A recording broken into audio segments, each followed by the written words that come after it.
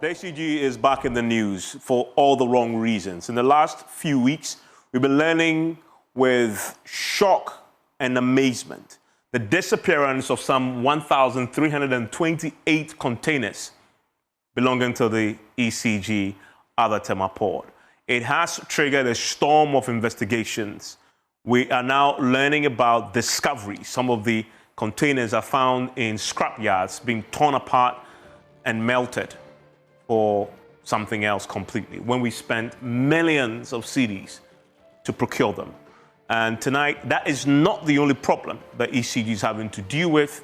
On the back of all this is also the government's push towards privatizing aspects of the ECG's operations as a solution to the problem that I'm just about to narrate for you as far as the ECG is concerned. We know the ECG's main problems are, in essence, their inability to collect as much as they should, the inefficiencies in the system, the theft sometimes of power, but also, as you know, this entire architecture that they use for the transmission of power, a lot of them is outmoded, that then leads to technical losses.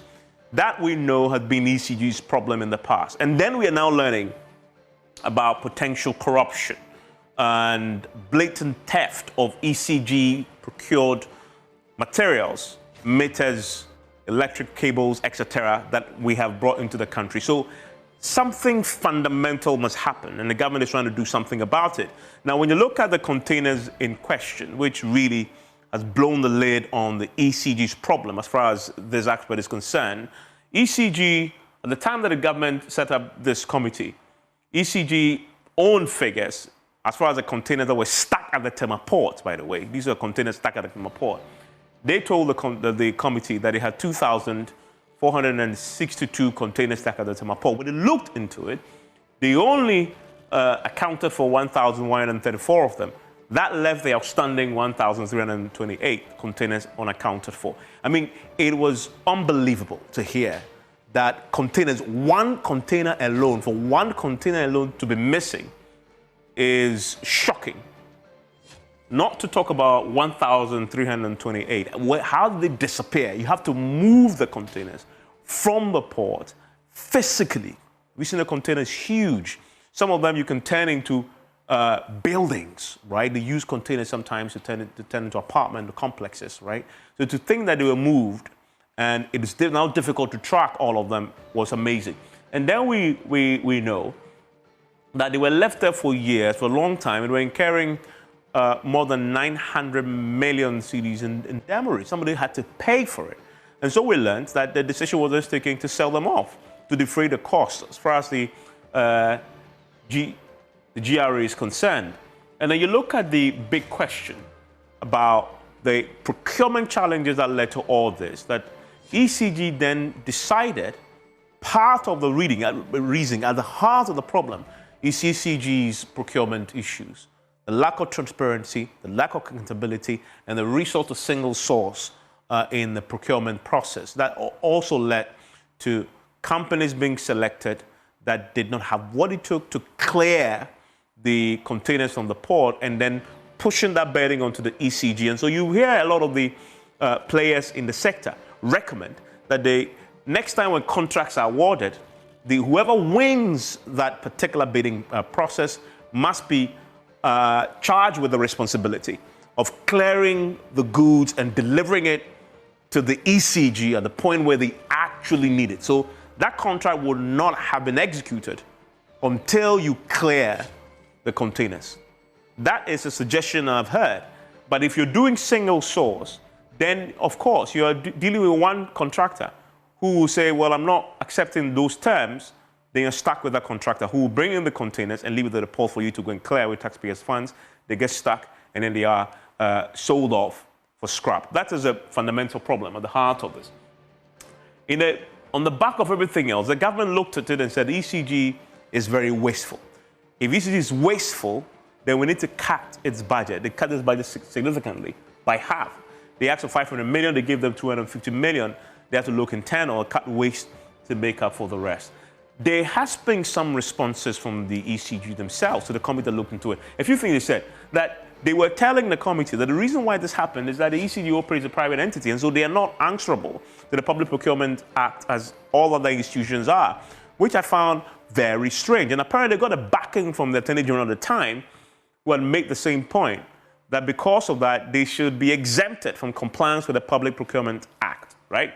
And then you also look at the Attorney General's reasoning there, and they make the point that ECG does not receive capital injection, which is how they came to the conclusion that if they're not receiving capital injection, then it is fair for them to be exempted from compliance with the Public Procurement Act. So you see where the problem then began to permeate the way it then goes about procuring goods and services. And I'll tell you the shocking bit about, yes, they now go ahead to procure under these conditions, but then they completely blew us out of the water between their budgeted procurement and what they actually ended up procuring. And then you also come to the Public Procurement Authority's response. They fundamentally disagree with this, that ECG money is public funds, and they are part of the entities that you describe as a state-owned enterprise, and so they should be complying with the Public Procurement Act. And that then became a tussle between ECG and the PPA. As we know, the rest is history. The history is what we're now beginning to recover from, where 1,300 containers were told are missing. But then if you look at the ECG itself, so they go ahead to make the procurements, right? They had planned to procure 4.1 billion worth of goods and services. They end up procuring 16.9 billion. This is in excess of 12.8 billion of where they wanted to end up. So that is clearly over procuring, if there's anything like that. What they don't need, they were buying. Somebody must be held accountable, and the government says they're looking into it and sanctions will follow. Today we've heard from the Energy Minister, who had said that the Attorney General has now been asked to look into. The state agencies are now tracking the rest of the containers missing, and individuals such as you see behind me may have to now answer a few questions now that the Attorney General hasn't brought in, with a view to look into possible culpability and apply sanctions where it is necessary. And so you probably will find that the past heads of the ECG will have to answer a few questions when it comes to the investigations and the questions that will be asked of them, including those who chaired ECG. One of them have been speaking, by the way, Afonyo Markin, who is a minority leader in Parliament, on the floor of Parliament, raised a few questions. He himself concedes that there's a problem with the procurement process there and the contracting around that. He came back to the suggestion that whoever wins the contract, whichever company wins the contract to supply materials to ECG, must be compelled to deliver the goods to ECG where it needs it, and not the contract will not be executed until you clear it. And that will be the responsibility of that private entity. That's something that he believes in, and that he himself said that some ECG officials, they collude with the customs officers to dispose of these containers for cheap. And so clearly there's a lot there to go on for the state investigative agencies to look into. And we know ECG is already struggling when it comes to revenue, so this further makes it a very serious case. The fundamental reason why we're where we are as a country, the energy sector debt is ballooning, is because ECG's challenges with raising enough revenue. There have been several interventions, some of them works, like the Haptel one, but this waste is a problem. So they owe, for example, the IPPs 1.7 billion. That's a lot of money. If you're collecting enough, they won't be owing as much, but they're not collecting enough. And then what they also collect, they waste on frivolous procurement, as we've seen. And then you look at it's 68 billion CD that they owe themselves. And so this is a company that is buried under debt, that is also wasteful. So fundamentally, something must change. Then the previous government, knowing what I've just told you, committed with the IMF to do a few things, to restructure and to bring in a private sector player into the ECG mix. We know that the workers are opposed to this, and they have made this very public. We know that the government took over and decided that they want to implement this. So they set up a committee. Today, the committee submitted this report. They've made 3 recommendations on how to proceed. The first thing they've said is, 1, consider bringing in one private entity to handle the entire ECG operation, such as we did with PDS. And I know that is a very controversial one. The second proposal that they put on the table is that you have different ECG operations will be handled by separate companies. So if you like, the ECG metering will be handled by a separate company, ECG distribution, ECG collections. So you chop ECG up into bits and you let private companies take up these various functions that the ECG plays. And then the last one is you privatize the home electricity delivery only. And I find that interesting. So what? This private company would buy or take the electricity, and then they will then interface directly with the customers. But how will this work exactly? We need to ask a few questions, but this is really fundamental. At least the committee and the government believes it is, to restructuring ECG and bringing it back to profitability and saving us all from the debt that has piled over the years. And Cabinet is going to be considering this. But before they do, let's have this conversation here on PM Express after this. And thank you very much for staying with us here on PM Express. Big conversation tonight. It has to do with ECG again. There's some recommendations have been made tonight. Part of the holistic approach to dealing with the ECG crisis, and we know we've been talking about ECG again, this time because of missing containers, but there's a whole lot we've been talking about ECG about in the last few years. And will the proposals that have been put before the Energy Ministry, will this solve the problem? We'll talk about that.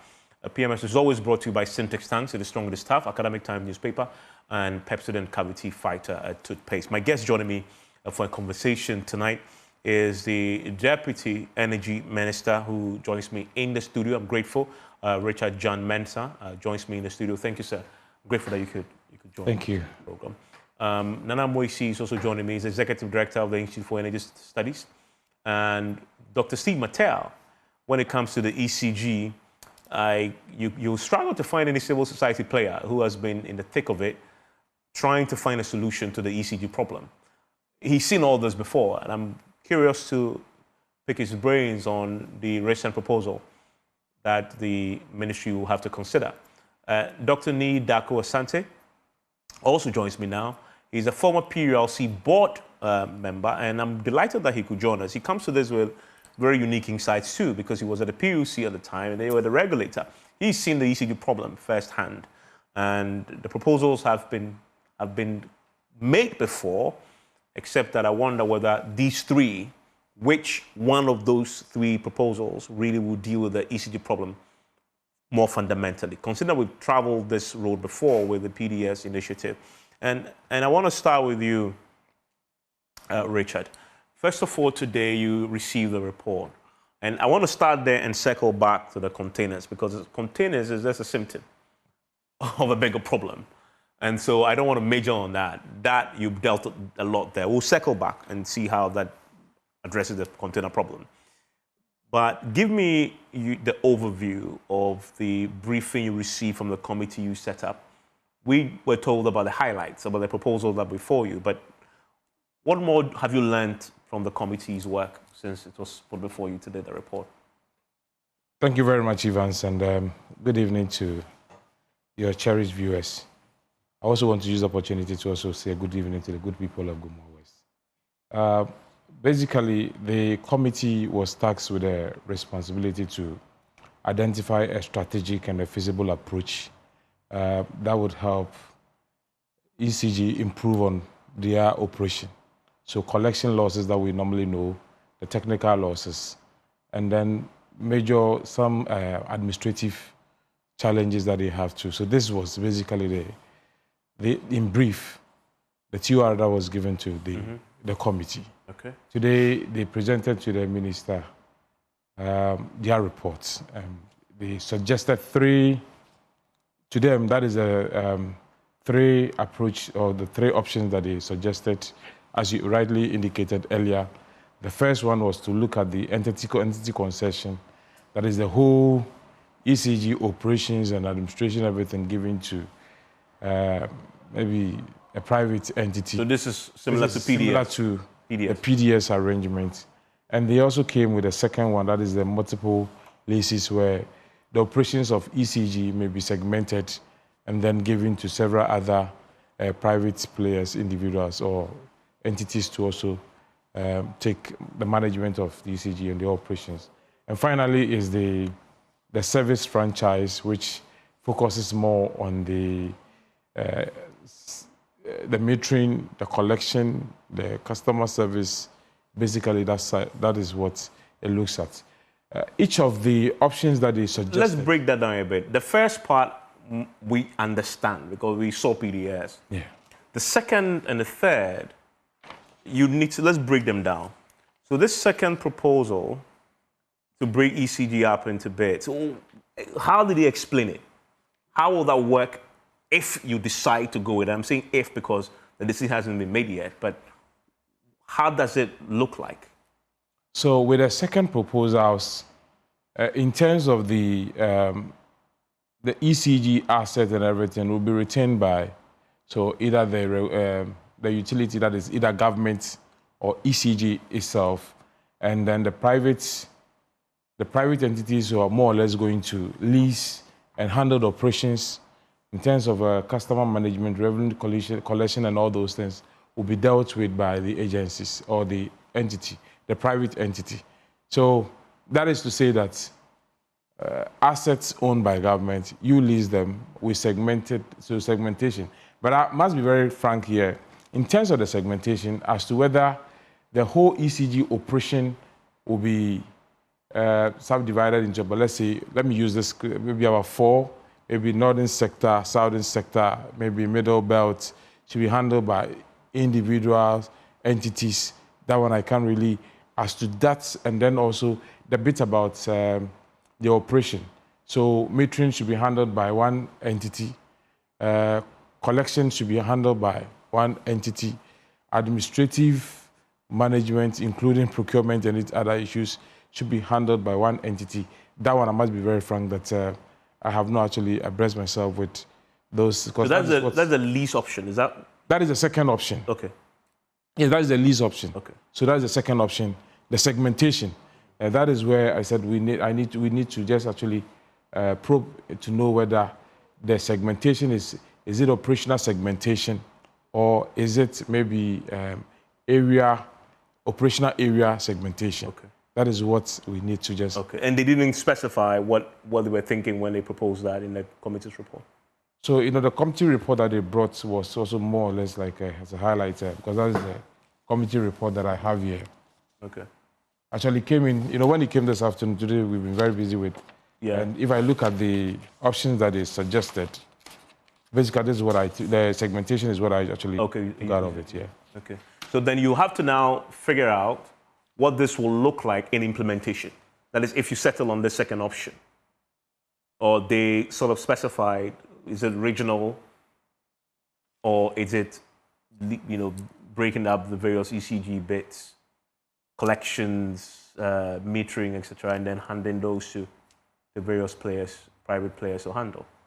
So that's the second one. And the third one. Now the third one, it looks more like what's when this PSP conversation came, what most people have actually always suggested. That is more to do with contracting a private player to provide specific services like the customer billing, the meter management, maintenance within a geographical area. Mm-hmm. So also within that sector, maybe so somebody is in charge of billing, meter maintenance, ensuring that maybe a new house is built, a new meter you have to ensure that this private player is going to ensure that there's a meter being installed, make sure that at the end of the day they do the collection and all those bits. Mm-hmm. So with this operation, it's more of ECG will be in charge of the distribution itself. The ECG body will be there. But in terms of some of the key the interface with the customer. With the customers now is going to be played. That's where the private player is going to take charge of it. That's fascinating. Stay with me. I want to bring in Steve Mattel. Doc, do you understand what the proposals are? As for the PDS one, we know, but those two, what's your understanding of how this will play out in reality? Well, thank you, Evans. And I must admit that I was part of the consultation processes leading to this choice of narrowing down of the options to these three. Indeed, I led a group of CSOs, the coalition of stakeholders on ECG concession arrangements, to meet with the committee, the Jabez Emisata Committee. And we followed it up with a paper outlining our preference and why we think is the way to go. But we opted for option 2. Okay. Where we segment the ECG into various business units. But we were not thinking in terms of the entire value chain. We identified metering and revenue collection as the weakest link in the value chain. Okay. And so any attempt to bring in private sector participation must be restricted to metering and revenue collection, so that if we're able to collect enough revenue, we'll be able to pay the IPPs for the power they supply, and we'll have no crisis in the sector. So we opted for option 2, and we wanted the last mile, as we call it, that is the metering and the revenue collection, to be broken into several business districts. So if you are in Dansoman, for instance, you could be served by a particular business unit with a company delivering the services. That company will have to invest in the meter installation and maintenance and provide services in terms of the distribution and the collection of the revenues. And ECG then retain ownership of the assets. And so that is what the position we opted for. We did so because we're worried that between a private monopoly and a state monopoly will be better. And so we didn't want a transfer of ECG's monopoly in the distribution sector to a private monopoly. And that is why we thought that bringing about some competition, breaking it, the whole ECG last mile into business units serves a better interest. It creates also opportunities for Ghanaian businesses to participate. Once you break them down into small business units, the capital outlay may not be excessively high for Ghanaian businesses to be able to raise the capital, to be able to participate in this venture. So that is our position. Okay, and Dr. Nida Kwaku, what's your thoughts on those 3 suggestions? Which, for you, with your knowledge of how the sector works when you used to be at PLC, will deliver the best outcome? Thank you. It's difficult to say which would be the best outcome, but I think really it's as Dr. Mantiao said, it depends on where you see the problem to be. For instance, just to roll back to the container issues, none of these options would, well, apart from the first one, will deal with issues of missing containers or over procurement. So for as far as you don't see that as the problem, you can look at the other options. But essentially, the nature of electricity distribution is that it will tend to be a monopoly. So option 2, instead of having one single monopoly, is to have several smaller monopolies. So it's not competition in the normal sense of the word, where somebody who doesn't perform well will lose market to somebody else because his market is protected. So if you are served by the supplier who handles Dansoman, you will continue to be served by that supplier, even if that supplier is bad, until and unless that supplier is kicked out by the regulator or whoever else determines that this operation is below par. So to a large extent, we are not really bringing in competition with any of the options. However, as Dr. Mantiao mentioned, you could allow other players to come in. It's smaller, so smaller capital. That doesn't actually solve the problem, but it may be a policy imperative to get Ghanaian ownership of these concessions. In terms of performance, now our biggest issue is losses. I am not yet clear on how this necessarily will reduce losses, provided I mean, the commercial losses will be impacted, commercial right? losses But primarily. technical losses, I guess, is where the gap will be. I think commercial losses are the main problem. I think technical losses, if ECG are to be believed, they've invested enough to reduce that to reasonable levels. But again, you can't really measure which is technical and which is distribution without quite some investment in measurement of losses. But on the basis that we have a combined distribution loss, which is both the commercial and the technical, to be way too high, the key thing is to make sure that whoever is running a private operation would have an interest in reducing these losses, which would mean that they would have to buy bulk power from ECG or whoever, and then sell it on to we, the consumers. And if they allow us to steal, they would lose money. Now, unless that is the case, then the option will not solve our problem.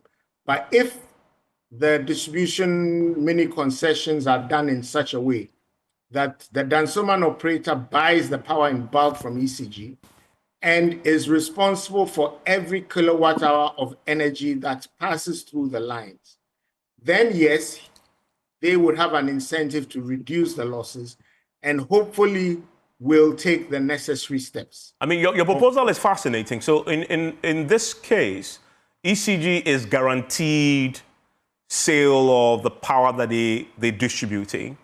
And Exactly. this private player will buy that power at a set price by PULC. And then it is their responsibility to ensure that they collect what they've sold and make profit on top of that. Absolutely. Is that what you're proposing?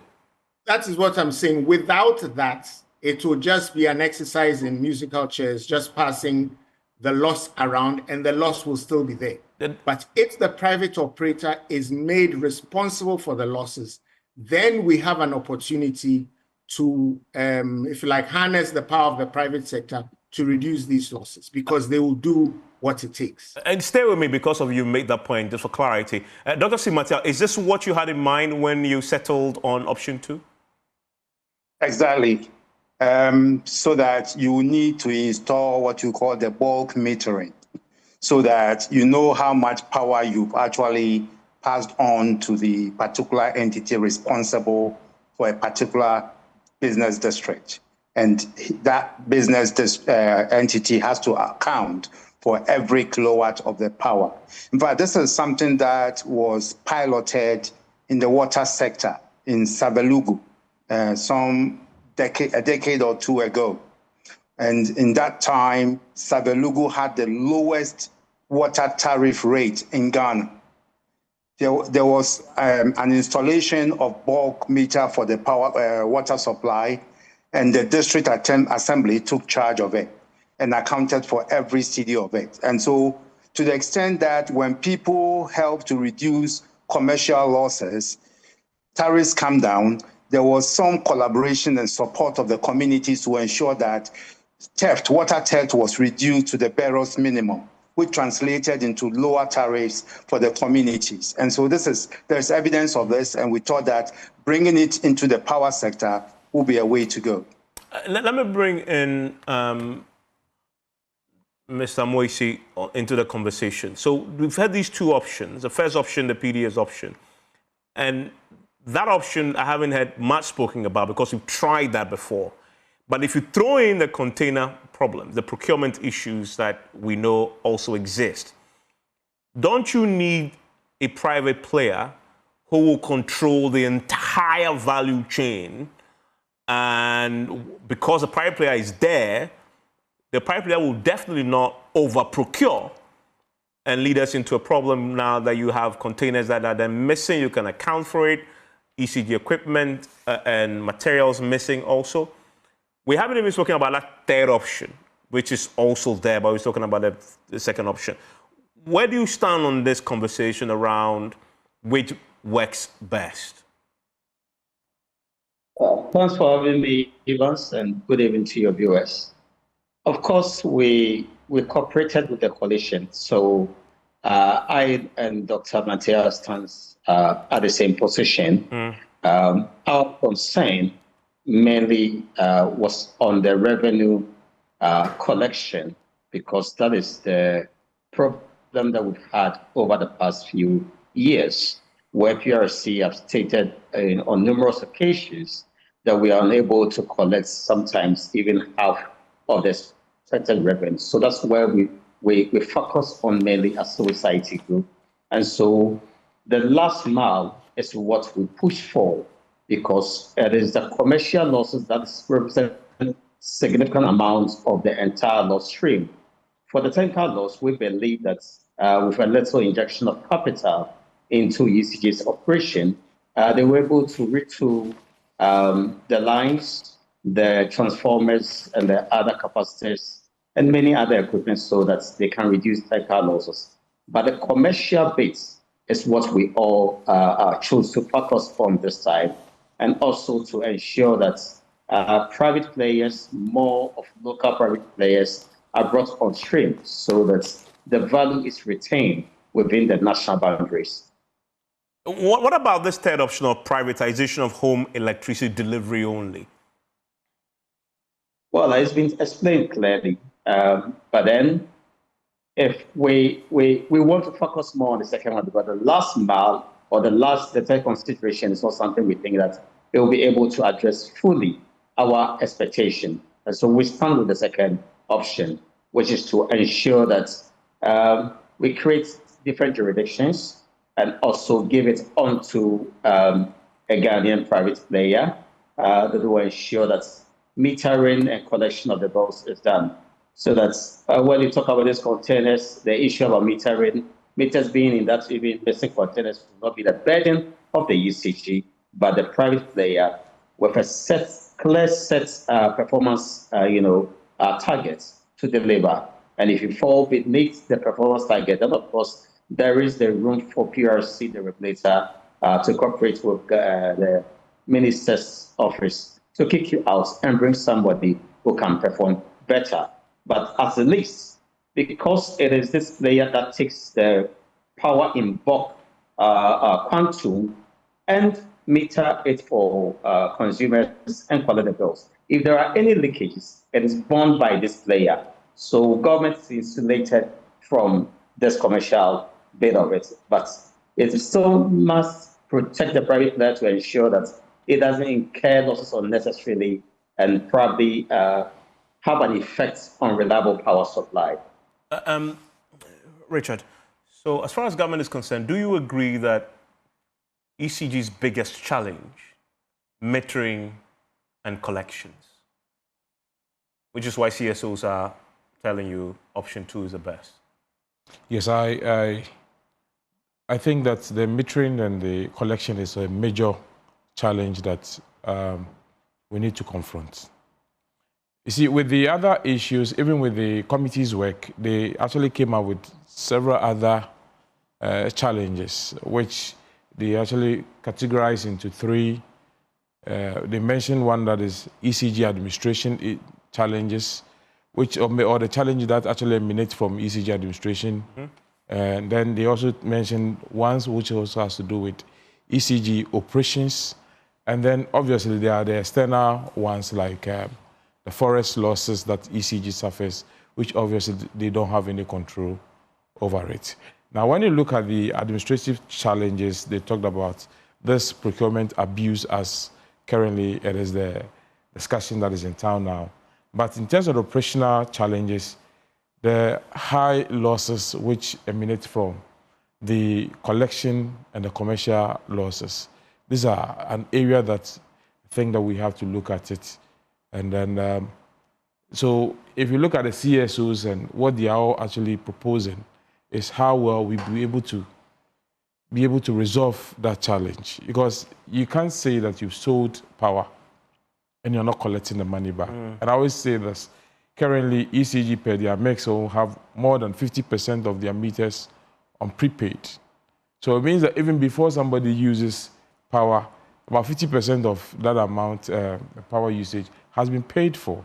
So you are left with just about less than 50% to collect, to augment, to actually pay off what you have been able to supply, and that becomes a challenge. So I see that we can look at it holistically, but this is something that, with or without even the PSP now, we should find solutions to it. Yeah, but except that all governments have tried, and it has failed. So now we went into an agreement with even the IMF and said we'll restructure ECG, and then you actually put it in your manifesto to say you will do so. I think so. That ship had sailed.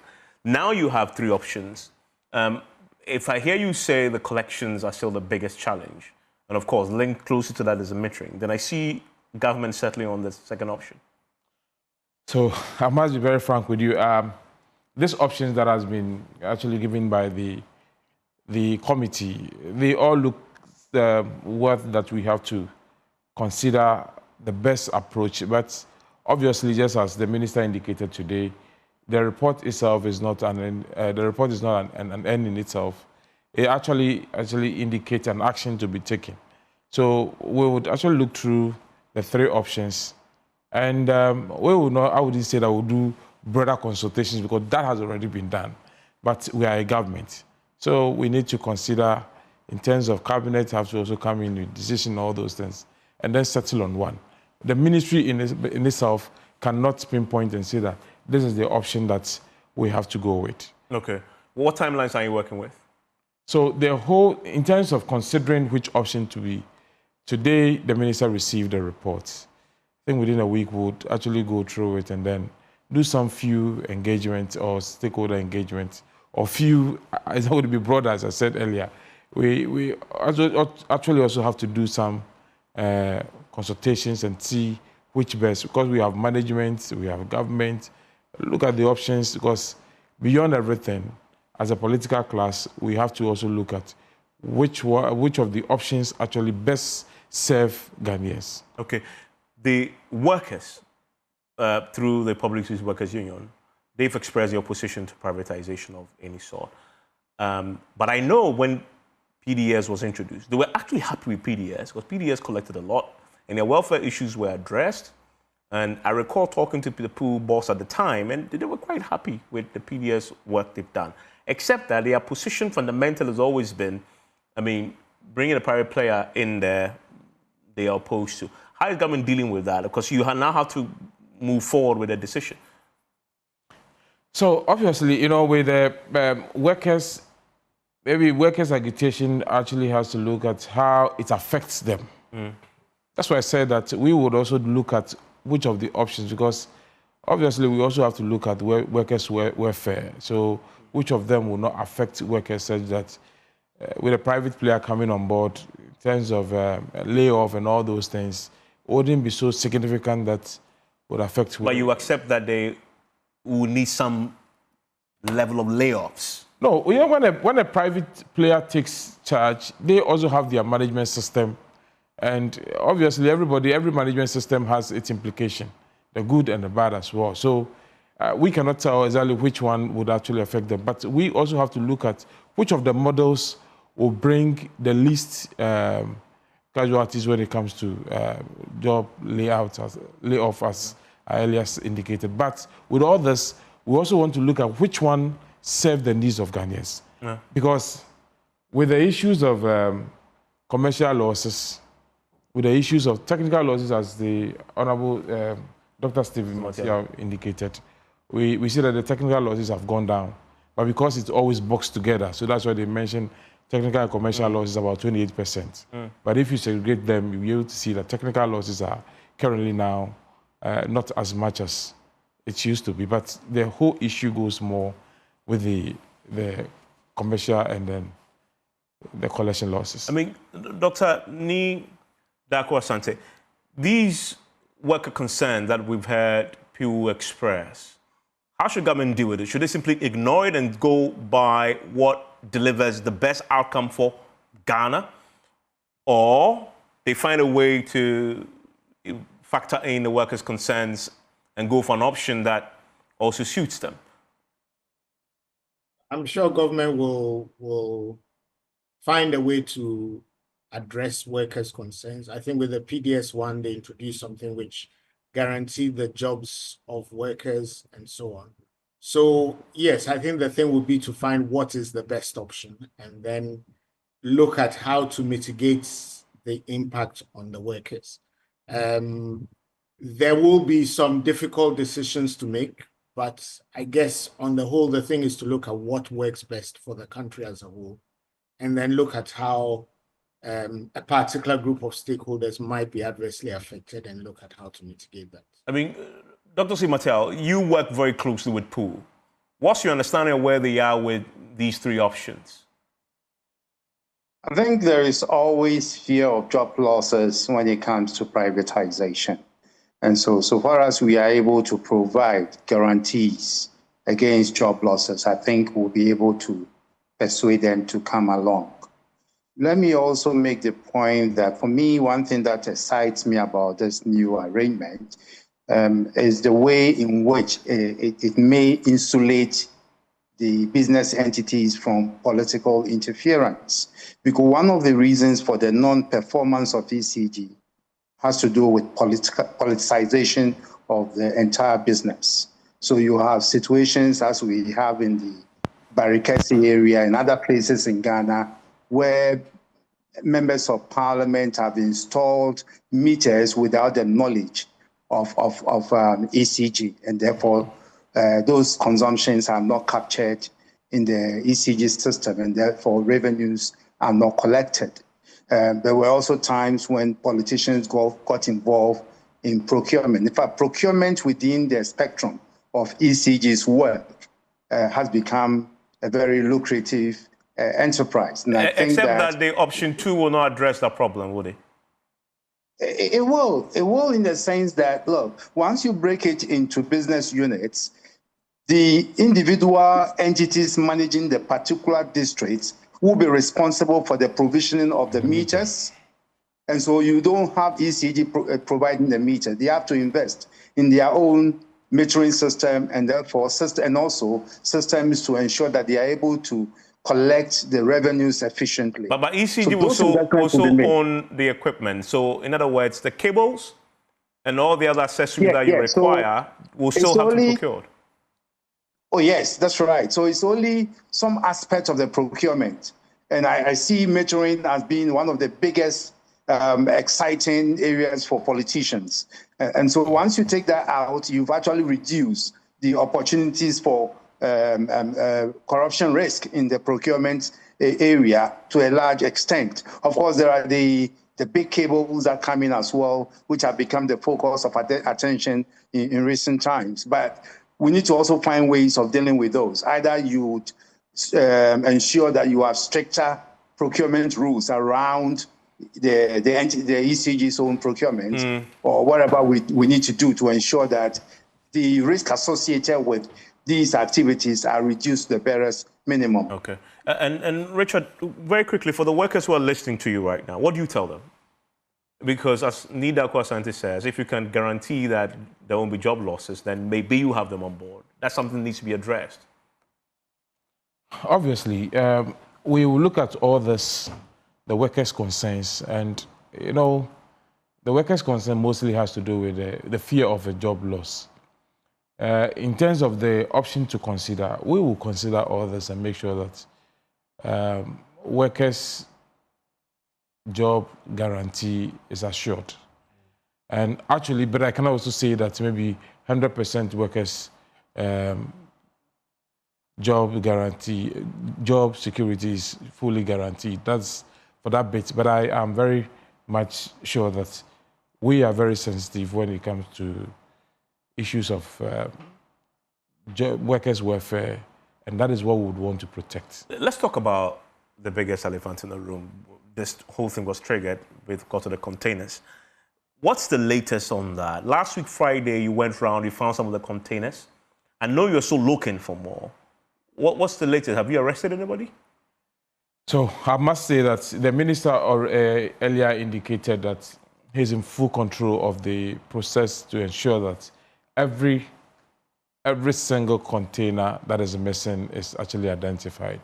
So he's actually working in collaboration with the Attorney General, and then the security agencies.